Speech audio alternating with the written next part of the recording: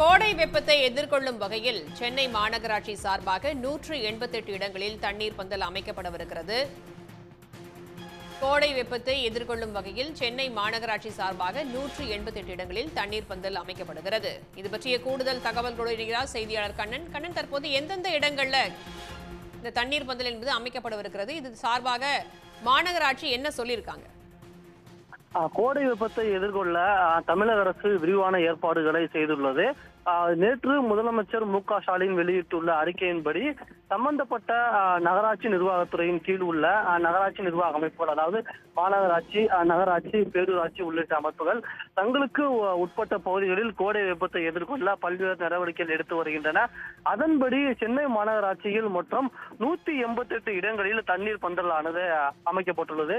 இதன்படி பார்த்தோம் என்றால் ஒரு சில இடங்களில் மண்பானைகள், ஒரு சில இடங்களில் வாட்டர் கேன்கள் என்று பல்வேறு வகைகளில் இந்த தண்ணீர் பந்தலானது அமைக்கப்பட்டுள்ளது. 188 இடங்களில் அமைக்கப்பட்டுள்ளது. அதாவது 200 வார்டுகளில் மொத்தம் 188 இடங்களில் இந்த தண்ணீர் பந்துகளானது அமைக்கப்பட்டுள்ளது. இந்த தண்ணீர் பந்துகளை சம்பந்தப்பட்ட வார்டுகளின் உதவி பொறியாளர்கள் தினசரி ஆய்வு செய்து அவற்றில் தண்ணீர் எப்போதும் இருப்பதை உறுதி செய்ய வேண்டும் என்றும் அறிவுறுத்தப்பட்டுள்ளது. இதே போன்று சென்னை குடிநீர் வாரியம் சார்பில் விரிவான ஏற்பாடுகள் செய்யப்பட்டுள்ளது. சென்னை குடிநீர் வாரியம் சார்பில் ஏற்கனவே 8000 இடங்களில் பெரிய அளவில் தண்ணீர் டேங்குகள் அமைக்கப்பட்டு தண்ணீர் வழங்கப்பட்டு வருகிறது. இதே போன்று பொதுமக்கள் அதிகம் கூடும் இடங்கள், மெரினா கடற்கரை உள்ளிட்ட அந்த இடங்களிலும் தண்ணீர் டேங்குகள் அமைக்கப்பட்டுள்ளது.